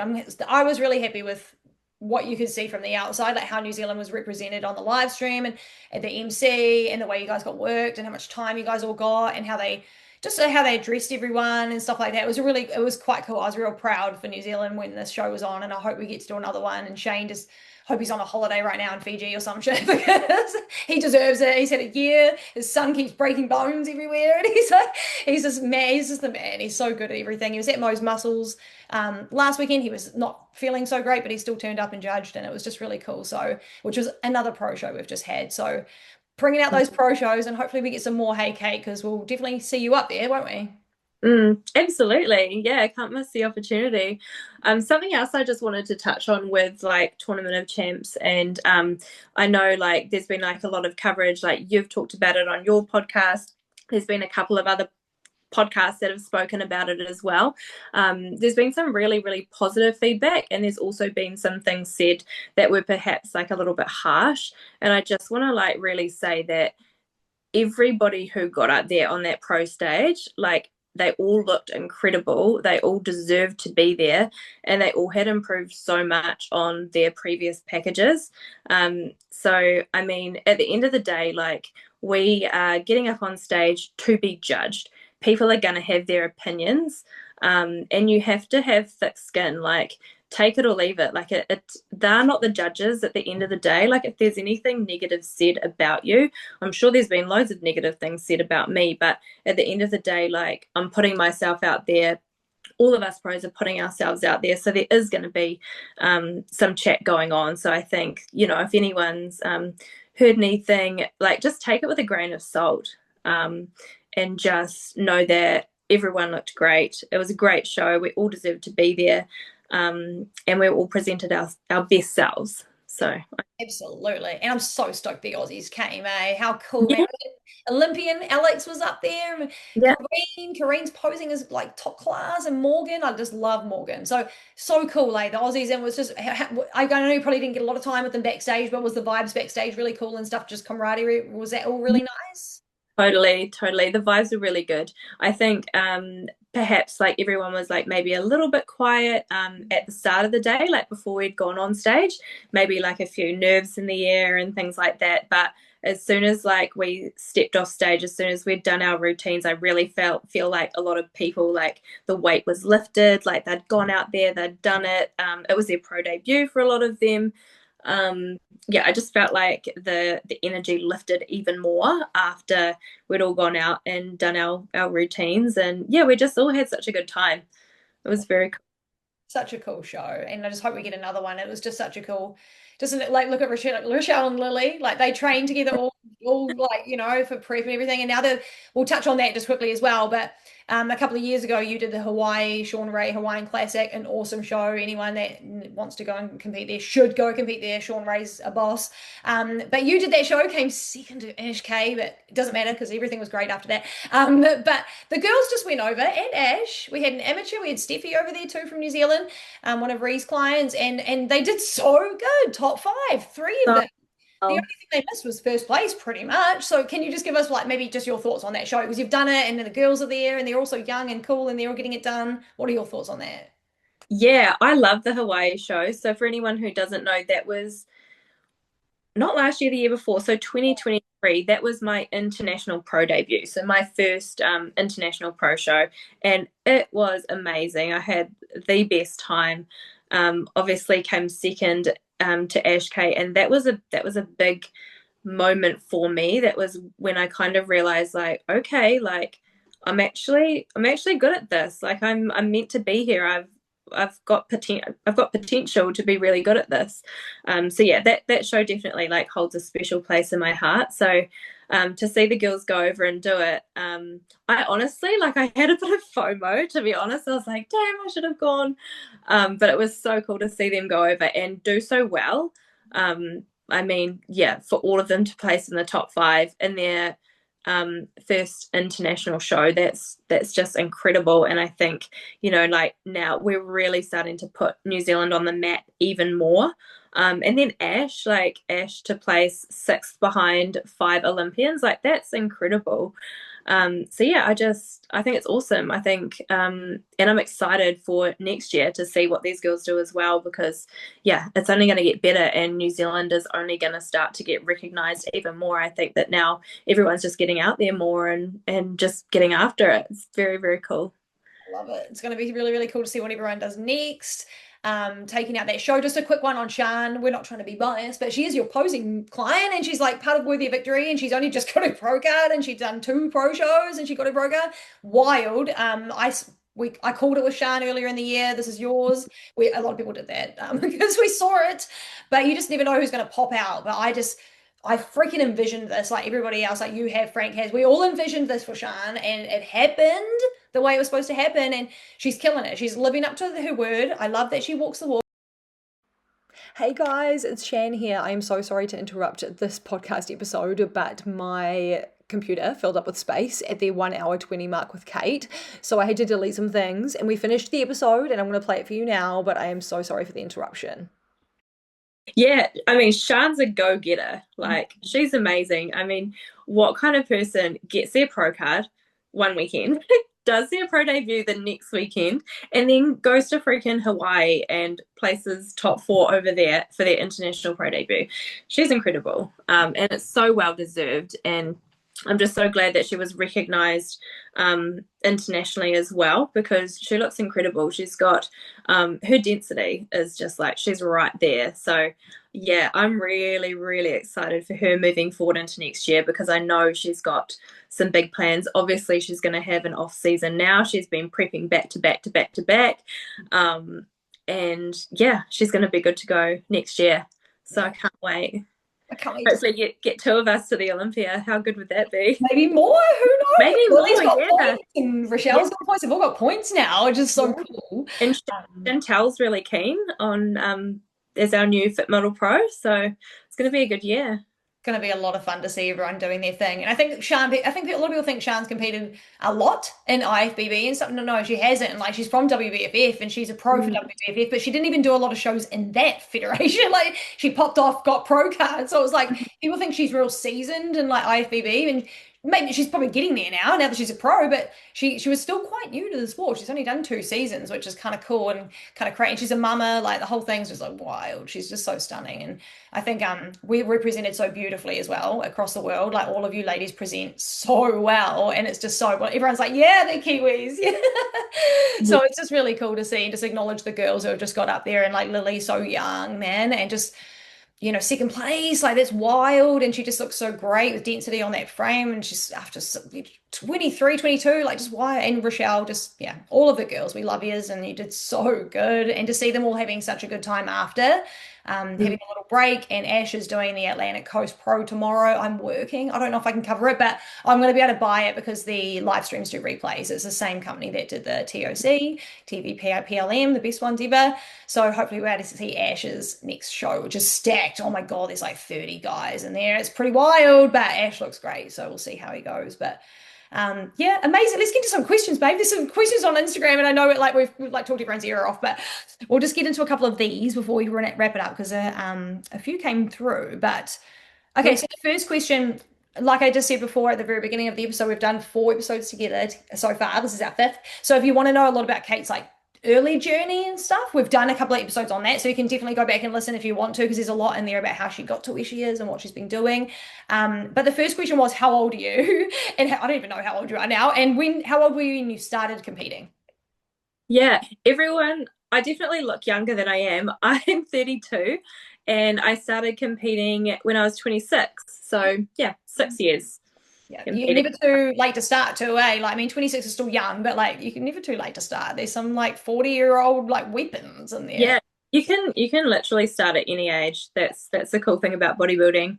Yeah, yeah, and I'll also say, like, a lot of the top bikini pros, like, they're in their 30s. So I feel like I'm just getting started. Like, I'm just, I'm peaking. I'm getting peaking. Yeah, wellness too. Wellness is like mid-30s. Like, damn. Yeah. Well, the amount of muscle that you need, like, that takes time, right? So yeah. Even with assistance, we need a lot of time.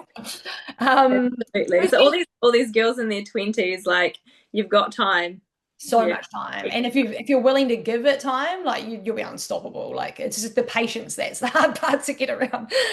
Who's been your favorite athlete to meet this year? Yeah, quite a few, but one that stands out that I haven't spoken about, my favorite bikini athlete of all time, Jen Dory. Yay! Yeah, so I met Jen. She was in the crowd at Texas Pro. So I was like posing, and then I was just staring at her. I was like posing to Jen. And then I like waved at her as I walked off stage, and yeah, she actually came backstage, her and her husband Mark, to talk to us, and they're both such kind people, kind-hearted, humble, just really, really lovely people. So it was so cool to meet her, have a hug, and take a photo together, which I still need to post. I've got so much content I need to post, but yeah, it was really cool to meet her, because when I first decided that I was going to compete, she was definitely one of my inspirations. Yeah, so cool. And she's been competing for so long too. Like, I remember the little baby Jen Dory with straight hair. I'm like, what the? Yes, that's crazy, eh? Totally. I love how she wears it all wild and curly. I love it.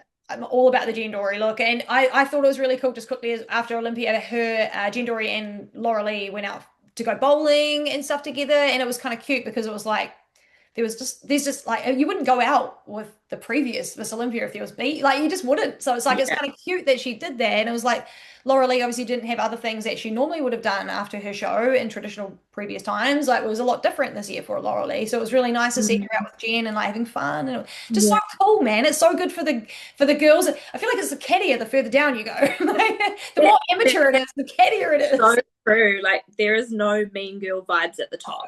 Like, we all, well, I've never heard of it. I've never come across it. Everyone is just so lovely. And I mean, everybody knows what it takes. So I feel like there's that mutual respect. But yeah, I've never had a bad experience with anybody. I love it. There's such good role models, baby. So it's what we need to see, like more of that, like it's not up to us at the end of the day. It's up to the judges, and that's that. Like, let's all just be cool about it. And we usually are, but there is always that little bit. So just calling out the little bit of weeds in the garden. What was the difference? Maybe what was the biggest difference between this year and last year? Because there was probably a few, but like what was maybe the standouts? Yeah, I guess just like on a more broad term, it was like we'd done it before, so we were going back. We knew what to expect. We'd been in front of some of these judges before, so like I said with Tyler earlier, it was really cool because he'd seen me in Miami last year. Therefore, seeing me this year, he was able to recognize the progress and the improvements that I'd made. So it was just essentially like getting my name out there more.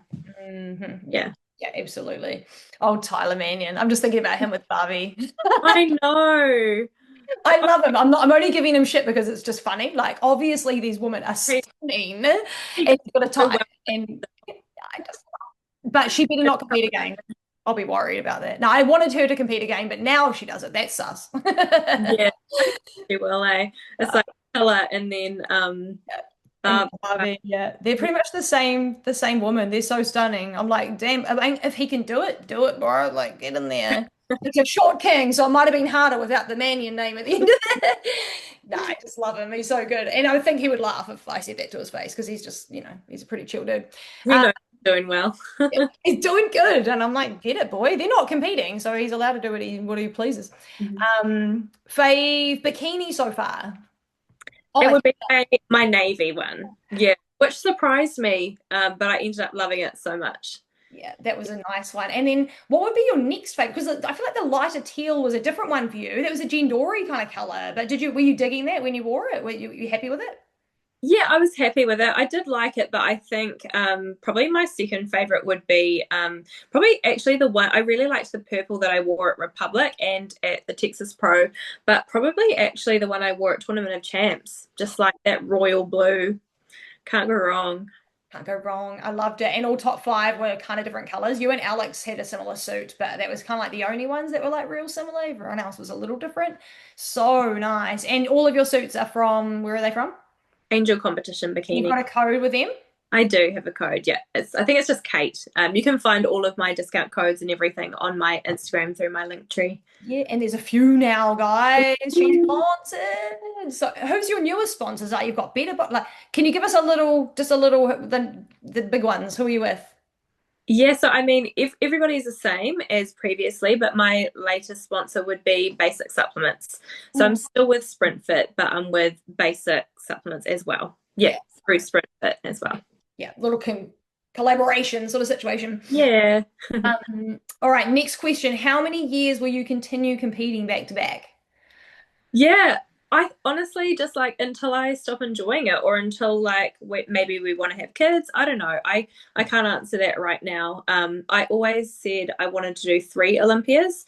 So technically that would mean like hopefully qualifying this year, doing the Olympia, and then I thought, I'd be happy with that. I'll retire. But then you kind of think, oh, I'll probably like get there, and then I feel like I'm just getting started, so I want to keep going. But I guess, yeah, I can't answer that. I'm not sure. I think I'll know when the time is right. But for now, yeah, I'm all about it. I'm going to keep going. What are your current points at the moment? I was looking at the tally before, but where are you at now with your Olympia points for next year? I think it's like 10 points because you get 10 points for a win. Oh, wow. You follow John from Pro Bikini Network. I'm pretty sure it's the Instagram page. He's got like a summary. He always posts it with the updates of who's qualified and who's where on the point system. So yeah, and then he's got like 2 asterisks beside the girls who have won shows. So for example, like I have 10 points and I've got I think 1 asterisk or 2 asterisks beside my name because I have won a show, and then so I just need to win another show to qualify or place highly in several to accumulate those points. Yeah, nice. I love it. It's kind of cool to have points. It makes it feel like more of a sport, like it's not just a win. Like you can get second and still go, It's kind of cool. It's definitely going to be a lot more competitive, like especially I think it's definitely favored to the Americans because it's much easier for them to just like go around doing multiple shows. But That is what it is. I'm Yes. not worried. You still got to I'm go there I'm anyway. essentially in the same position that I've been in the last 2 years, right? Because I've got this one under my belt, and I still need to go over and win a show. So it's essentially the same position as before, and I've done it before, and I believe I can do it again. Absolutely, you can. And if Aussie would hurry up and do some pro shows, that'd be really cool. Yeah. To be honest, like we'd still go to the States anyway, Yeah. like over there You've got to market. They need to do at least one. Come on, Tony. One day we'll get him. one day. Two more questions. Would you compete in Asia or Europe, or do you just prefer the US?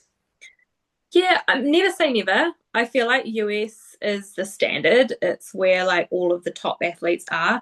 And if you want to be at the top, you got to get amongst those people who are at the top, right? So you want to be standing next to those top Olympians and seeing how you stack up and getting your feedback kind of thing. So yeah, I don't think that my physique is suited to the European circuit. I don't know. I just feel like they tend to favor like a bigger physique, which I do not have. I'm one of the more petite girls. But it has actually been really cool to see Jazzy go over and do a couple of shows this year because maybe they've just, the judges can only judge what is being presented on the stage. So with her going over, she's kind of now like setting the standard in Europe as well. Like, no, this is the look that we want. The look that is rewarded in the USA is also rewarded in Europe. So who knows? Yeah, I don't have any plans to compete in Europe next year.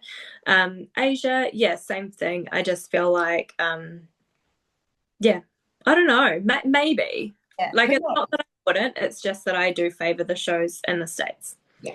Yeah. And you Yeah. like the States too, hey? It's like your second home. Yeah. Yeah. Love it. Yeah. And there's some bigger shows coming out of Europe, but they're building like Romania Pro. Like there's a few that are like coming up and they're getting better, like the Prague Pro, like Martin. I was watching that live stream, crazy. Like there's some cool ones that I feel like will get more traction, but the States is where it's at. And next time I'm coming, so don't be going to Europe. The next question was about your sponsors. Who are your sponsors now? I think you've just recently, you've over the last couple of years picked up on a lot of American ones. So hey, like Better Bodies, and I think Frank's Hot Gas, but like you guys are all like working together with a bunch of those brands. So I think a lot of people are like, who are these brands? Like we're not super aware of them over here. Like sometimes you hear about them, and if you're in bodybuilding, you should kind of know about some of them. But I guess you just kind of like don't hear about it as much. So people might be like, who is she even sponsored by now? And do you have a dream goal sponsor? Oh gosh, I feel like that's a big question. I haven't thought about like a dream goal sponsor before. I'm so happy. I'm so blessed like with the companies that I'm with and the people that support me. Yeah, with Better Bodies and Gas, they're actually owned by the same person. So it's more just like Gas tend to do like more men's stuff and Better Bodies they do both men and women's stuff. So we met the team. Their headquarters are actually at Destination Dallas Gym. So that was like where we would train when we were staying in Dallas, and we met them just because we were training in the gym. We got approached by them, and yeah, they're just really cool people. Very, very. It feels like a family. Very supportive. Just great people. Made us feel super welcome. And yeah, it's a home away from home. So cool. I'm so jealous. I've got like FOMO, but I've never been. Like, I'm like, oh my God. I feel like I know these people. And I love how you post a lot when you get there. Like, you post that you're outside the gym, you're like, I'm here, I got, and it just feels cool because like we get to come along with you a little bit. And we know everyone knows content's so hard when you're like on prep and you can't be fucked. Like, you really can't be bothered. I just want to go train. But like, it's so nice that you do put that effort in. And you've gotten so good at it over the years, babe, because I know you didn't post much at the start and like you've built that up. And it's so cool to see you confident. You didn't even talk on your stories and trying to get you to be on the podcast with me that very first time, not trying to get you were happy to do it, but you were nervous and like I can't it's like so crazy to look at you now, and I hope you realize like how much you've come like with confidence, and like you're just doing so well, and you're like the best role model I could possibly think of that could be for New Zealand, like literally, and all the other girls are amazing, but you're leading it and you're doing so well, and I'm just so happy to be your friend. Just love it. Oh, thank you, Shannon. Honestly, that means so much because I still consider myself a shy person, and even like getting on and talking on my Instagram stories, I still don't feel confident to do that. And yeah, even coming on the podcast like today, I'm still nervous. Like I feel sometimes that I don't articulate myself very well.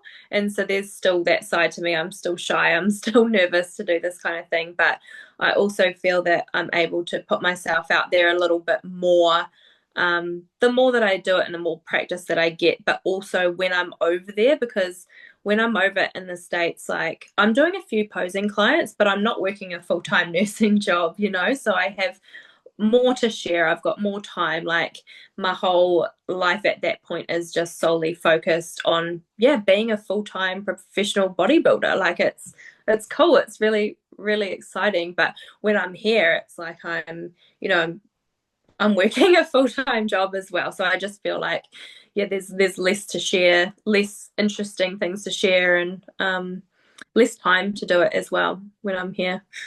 Yeah, well, it's been cool to get to know you a little bit better for everyone because I guess this is the most we've seen you online. So I guess people get to see you more and get to know you better, and you do lives with Frank after your show sometimes. And it's just really cool that you do put that effort in. And I know that it takes a lot of effort to put effort into content. So it is hard. So it's nice that you do it and everyone loves it. And it's just cool to see you about. And I have one more question for you about posing.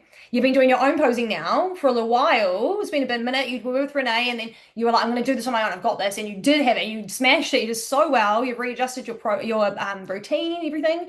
But are you going to continue on your own? Are you looking to have another posing coach in the future, or are you pretty happy doing it solo?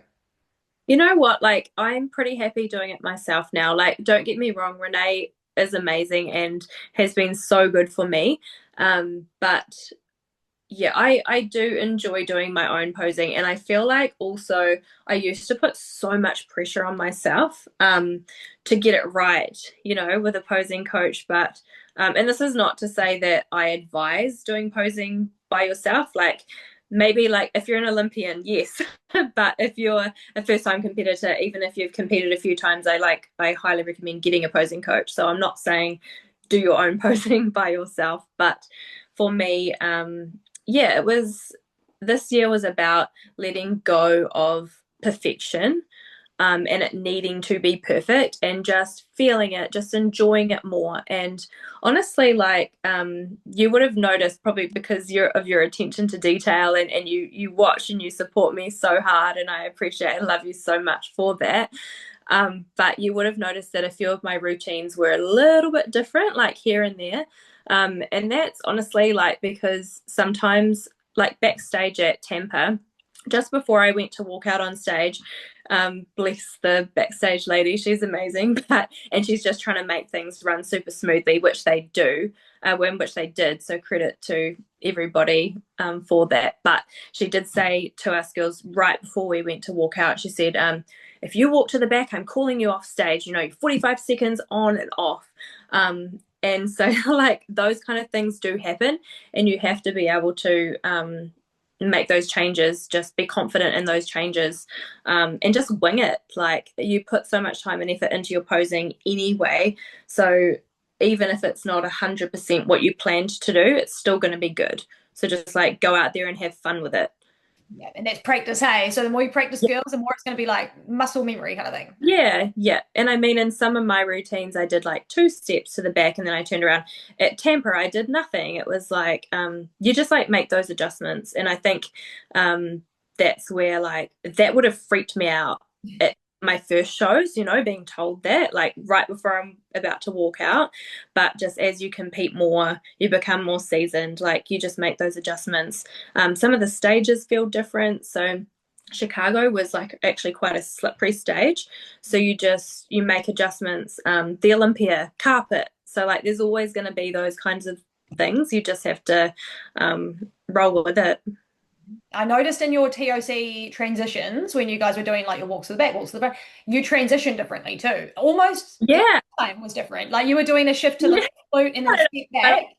It was crazy, but was it on purpose? Like, what was that about? Was it just for fun? It was just fun. Yeah.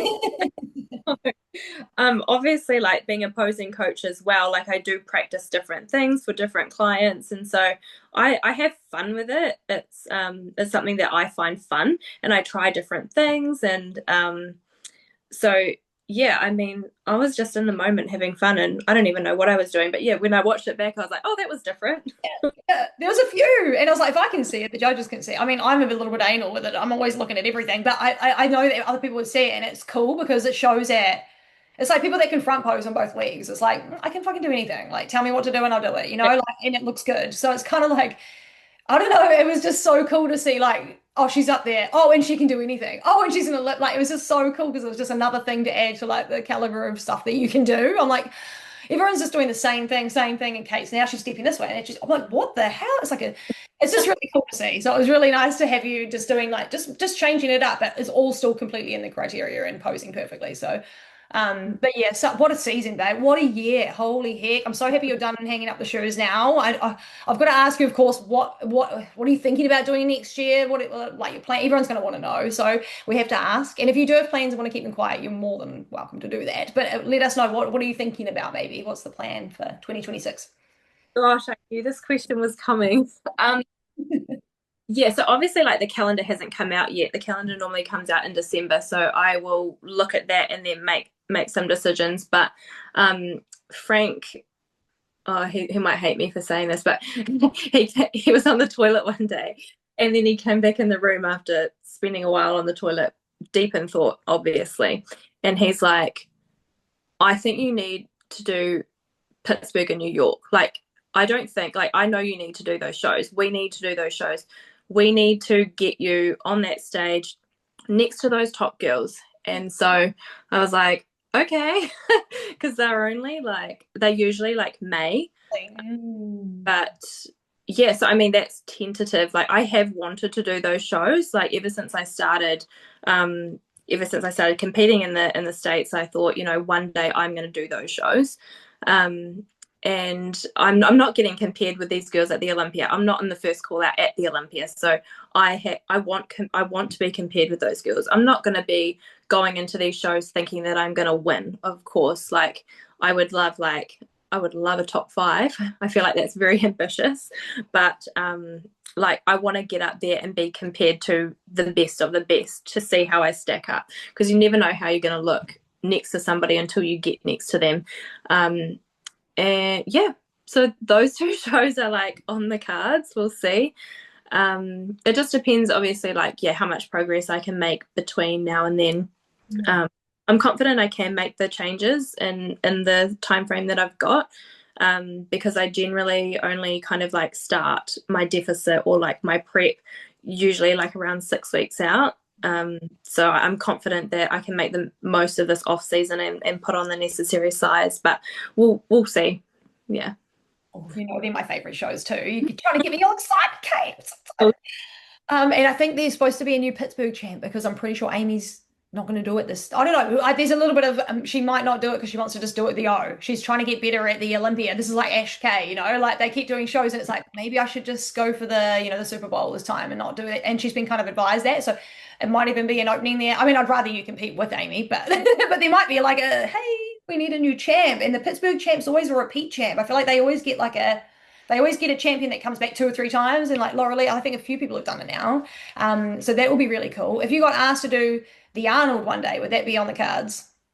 For sure. Like, so if for people who don't know, the Arnold is invite only. So you have to apply, and then they look through all the applications, I think, and then they pick who they want, right? So I haven't applied for the Arnold before. I didn't apply this year. I actually wanted to, but my brother's actually getting married that same weekend. So I was like, well, logistically, like, I'm not going to do it. And also, it's usually in March, eh? Is it? Yeah, usually, yeah. I think that's too soon for me. And I mean, I probably wouldn't have got accepted anyway, but whatever. I would love to do the Arnold one day, so maybe I will apply next year. Yes, we'll see. Prepping at Christmas, yeah. I think that was all my questions anyway. I think that's everything, babe. Have I missed anything that you wanted to touch on before we wrap it up for this long episode that everyone's going to be so stoked about? So long. We've been talking for. I feel like we had so much to cover. I just wanted to say thank you, Shannon. Yeah, just for like the coverage of all of the pros shows and just supporting me and all of the pros that go overseas and compete. We love you and we appreciate you. And just also, wanted to say thank you to everybody who's been supporting my journey. Like I have had so much support, and I'm so grateful to people who choose to support me. And I think that's it. Yeah, congrats on your 100th episode as well. That's so cool. Hey, my second season. Yes, yeah. The changes that you made, like in the space of since having the year off, were crazy. So if anyone needs like another inspiration to go and have like a whole year in the off season, Shannon, your physique. Even grow that much. Like I was like, You made some big changes, and you're going to have next year off as well. I might do it if I make enough gains. And I've learned a lot in training. So this won't be the same as my last off season, because my last off season I was learning as I was doing it. Now I know a lot. And I've got Frank, going to do PTs with Frank this time. So that'll be a game changer too. So yeah, that's a game changer. I'm always jealous that I don't get as many PTs as I would like.